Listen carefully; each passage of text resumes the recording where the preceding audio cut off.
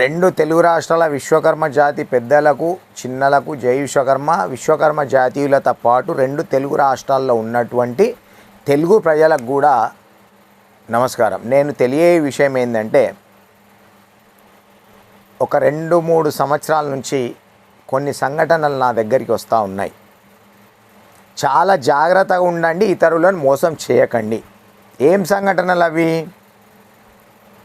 అన్న, మా బిడ్డకు బ్రహ్మాండంగా అబ్బాయి మంచిగా ఉన్నాడు, జాబ్ చేస్తూ ఉన్నాడు అని చెప్పేసి బ్రహ్మాండంగా కట్నం ఇచ్చినాము, బ్రహ్మాండంగా పెళ్ళి చేసి ఇచ్చినాం. పెద్ద ఫంక్షన్ హాల్లో చేసిచ్చిన తర్వాత అమ్మాయిని ఇబ్బందులకు గురి చేసి మా ఇంటికి పంపిస్తున్నారు. అబ్బాయి పెద్ద తాగుబోతూ తిరుగుబోతూ, మేమేం చేయాలి, ఒక పిల్లగాడు పుట్టిండు, ఒక పిల్ల పుట్టింది అని చెప్పేసి బాధలు చెప్పుకుంటూ ఉన్నారు. ఈ అబ్బాయిలకు తల్లి సపోర్ట్ ఉంటుంది. తల్లి ప్రోద్బలంతో చేసుకున్న భార్యని ఇబ్బందులకు గురి చేస్తూ, ఇబ్బందులు పెడుతూ, చిత్రహింసలకు గురి చేస్తూ ఉన్నారు.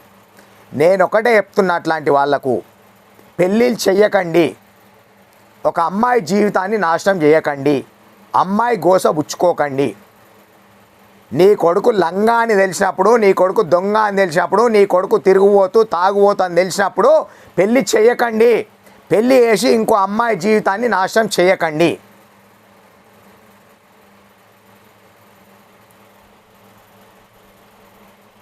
చాలా ఓపిక పడుతున్న వాళ్ళు ఏడుచుకుంటూ బాధ చెప్తూ ఉన్నారు. కోర్టుకోతే విడాకుల పంచాది తెగేది కాదు. వాళ్ళు తింపుతూ ఉంటారు సంవత్సరాలు. ఇప్పటికీ నడుస్తూ ఉన్నాయి 10 సంవత్సరాలు, 13 సంవత్సరాలు ఇట్లా. ఆ కేసులు తెగవు. వీళ్ళు మంచితనంతో వినరు. నేను ఒకటే చెప్తా ఉన్నా, అయితే నా మీద కేసు అవుతుండొచ్చు, కానీ ఉగాది తర్వాత మట్టుకు ఇట్లాంటి లంగలు లపంగలు ఎవడున్నా బద్దలు భాషంగాలు చేస్తాం. వదిలిపెట్టే ప్రసక్తి అయితే ఉండదు. తప్పు ఒకవేళ అమ్మాయిదేమన్నా ఉంటే నిరూపించండి. అమ్మాయి వాళ్ళనే నిలదీస్తాం. ఎందుకు మీరు పెళ్లి చేసిర్రు, అమ్మాయిది తప్పు ఉండంగాని. మీరు పిచ్చి డ్రామాలు చేసి, ఒక సంఘటన ఎంత ఘోరం అంటే, అమ్మాయికి బ్రహ్మాండంగా పెళ్లి చేసి ఇచ్చిండు వాళ్ళ నాన్న. అబ్బాయి పచ్చి తాగుబోతు, డబ్బుంది, అన్నీ ఉన్నాయి అబ్బాయి వాళ్ళకి, ఏం లాభం? ఆ తాగుబోతుకు తల్లి సపోర్టు. నేను ఏమంటున్నా, చాలామంది ఏం చేస్తున్నారంటే, ఈ తాగుబోతు తిరుగుబోతుల తల్లిదండ్రులు పెళ్ళి చేస్తే వీడు మారతాడేమో అని అమ్మాయి వాళ్ళకి అబద్ధాలు చెప్పి, లంగమాటలు చెప్పి పెళ్ళి చేస్తూ ఉన్నారు. పెళ్ళి అయిన తర్వాత వాడి నిజస్వరూపం మళ్ళీ గదే ఉంటుంది. ఈ పెళ్ళిళ్ళ పేరంటాయాలు ఉంటారు కొందరేమో ఉన్నది ఉన్నట్టు ఖాళీ చెప్పడం మట్టుకే మా బాధ్యత, వాళ్ళు ఎట్లాంటి వాళ్ళు ఏం కథ మీరు ఎంక్వైరీ చేసుకోండి అని చెప్తారు. కొందరేమో వీళ్ళకి వచ్చే కమిషన్ కోసం అన్ని లంగ మాటలు చెప్పి, మంచోడు బుద్ధిమంతుడు అట్లా ఇట్లా అని చెప్పి అబద్ధాలు చెప్పి ఆ పెళ్ళి చేస్తే అయిపోతుంది, తర్వాత ఏమన్నా కానీ అన్నట్టుగా చేస్తూ ఉన్నారు. అట్లాంటి వాళ్ళు కూడా ఉన్నారు. అట్లాంటి వాళ్ళు వదిలిపెట్టే ప్రసక్తి లేదు. కొంతమంది అమ్మాయిల తల్లిదండ్రులు కూడా అబ్బాయి వాళ్ళని కూడా మోసం చేస్తూ ఉన్నారు. ఆ అమ్మాయి తిరిగిపోతూ ఆల్రెడీ ఒకతో తిరుగుతుంది,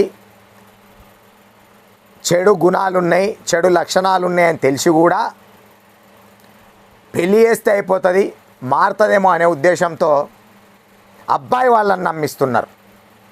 నమ్మించి పెళ్ళిళ్ళు చేస్తూ ఉన్నారు. చేసిన తర్వాత వీళ్ళ నిజ స్వరూపం బయటపడతా ఉంది.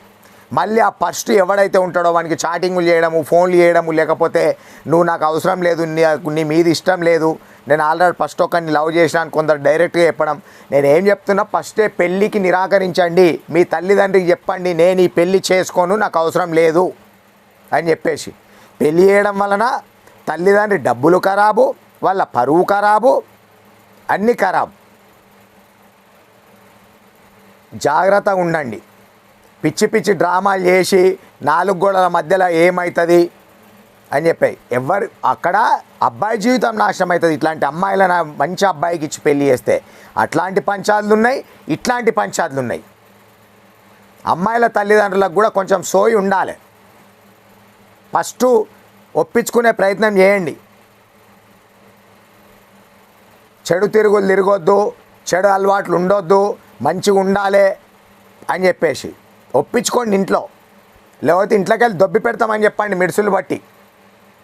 ఎక్కడన్నా చచ్చిపో, పోయి అటు నువ్వు చచ్చిపోయినావు అనుకోను డ్యామ్లో పోయి మునిగి స్నానం చేసి వస్తాం, నీ ఫోటో అందులో పడేసి ఏదో ఒక దేవస్థానం దగ్గరకు పోయి పిండం పెట్టి వస్తాం నీకు అని చెప్పండి. ఎవరి జీవితాలు నాశనం చేస్తారు. ఒక సైడు అమ్మాయిల తల్లిదండ్రులు దాచిపెట్టి అసలు విషయము అబ్బాయిలకు అంటగట్టి అబ్బాయిల జీవితాలు నాశనం చేస్తూ ఉన్నారు.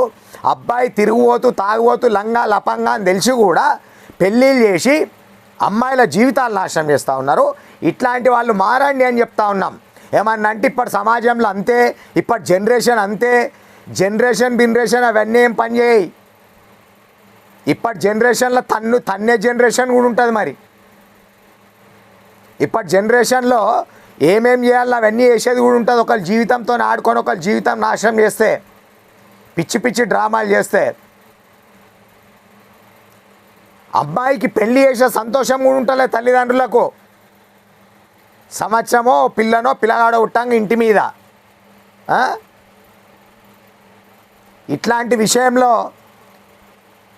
ఇట్లనే ఒక సంఘటనలో చెప్తే నాకు సీఏతో కూడా బెదిరింపు కాల్స్ చేయించారు, నీ మీద కేసు పెడతా, 100 కేసులు పెట్టుకోమని చెప్పిన.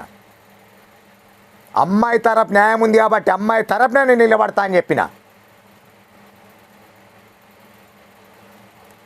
నా సీఏ దగ్గరికి ఒకటి తొలుకొని పోయి నాకు బెదిరింపు కాల్సు. కొండోది నరసింహాచారి బెదిరేటోడు, అదిరేటోడు, వణికేటోడు, బెనికేటోడు.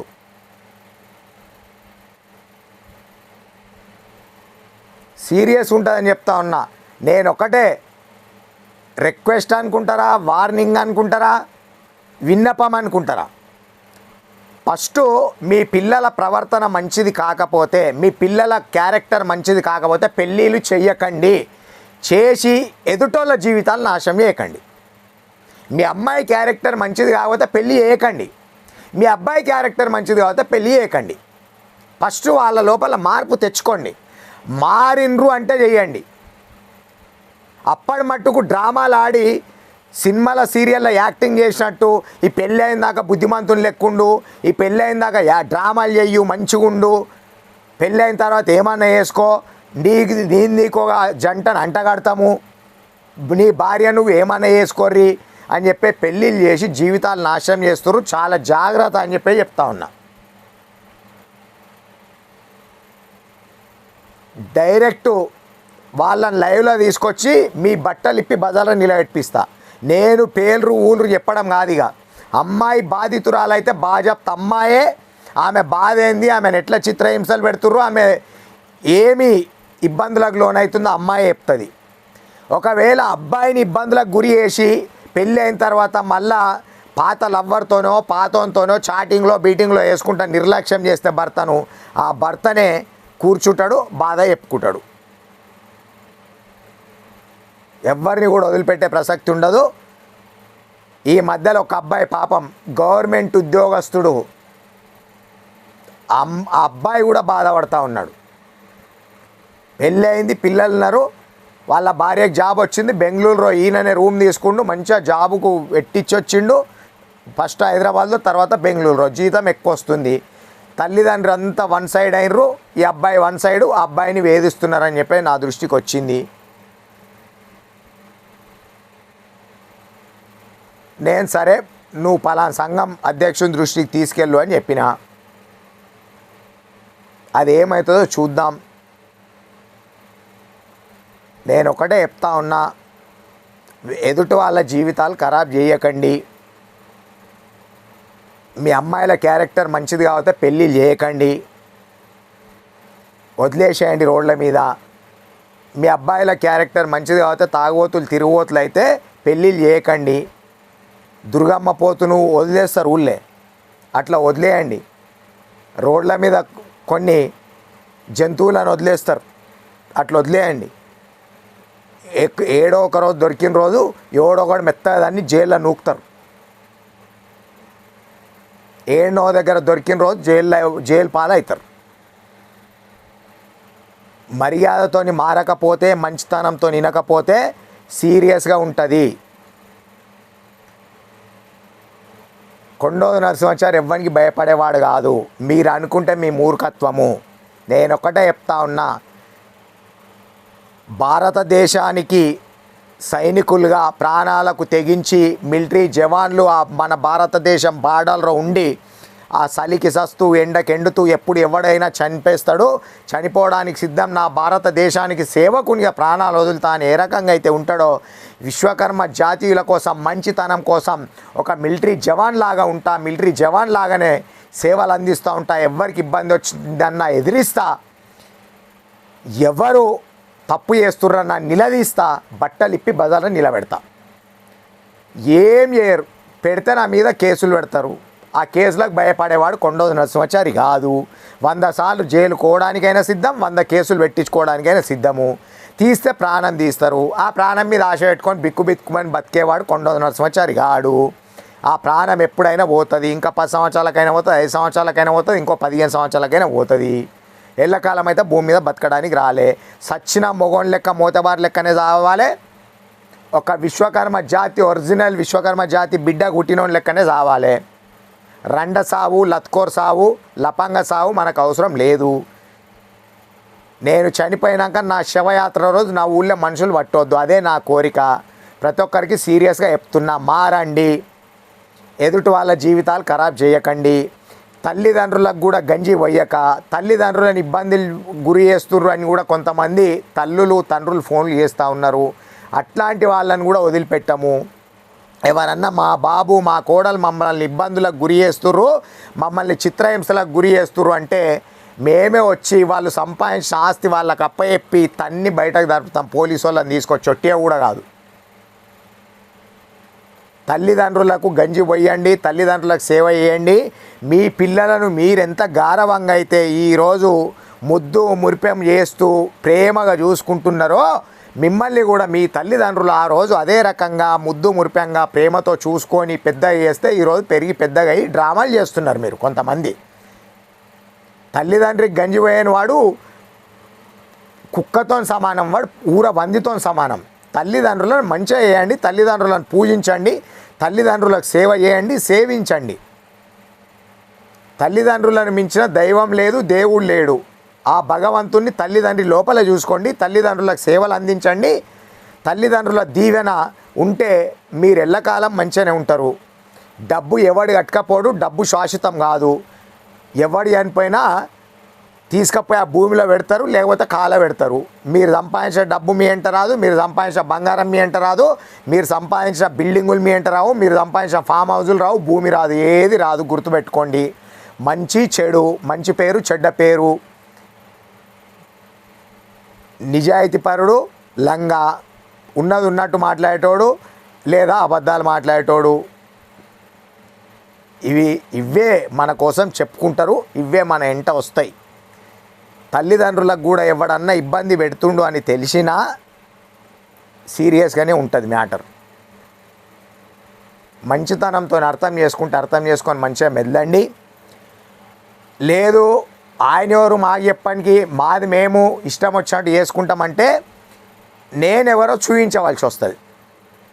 నరసింహ అవతారం ఒకరోజు చూపిస్తే ఏ రకంగా ఉంటుందో ఆ రోజు చూస్తారు. తెగిచ్చున్నోడు ఎవ్వడికి భయపడడు, ఎవ్వనికి వణకడు, ఎవ్వనికి బెనకడు, ఎవ్వనికి లొంగడు. అది గుర్తుపెట్టుకొని మంచిగా మెదులుతారని చెప్పేసి ఆశిస్తూ ఆ విశ్వకర్మ భగవాని ఆశీస్సులతో ప్రతి ఒక్కరికి మంచి బుద్ధులు కలగాలని, సద్బుద్ధి ఇవ్వాలని, తల్లిదండ్రులకు సేవ చేయాలని, ఎదుటి వాళ్ళ జీవితాలు నాశనం చేయకండి, నమ్మించి మోసం చేయకండి. మీ పిల్లల క్యారెక్టర్ మంచిది కాకపోతే దయచేసి పెళ్ళిళ్ళు చేయకండి. 2 చేతులు జోడించి చెప్తున్నా, ఎదుటి వాళ్ళ జీవితాలు నాశనం చేయకండి.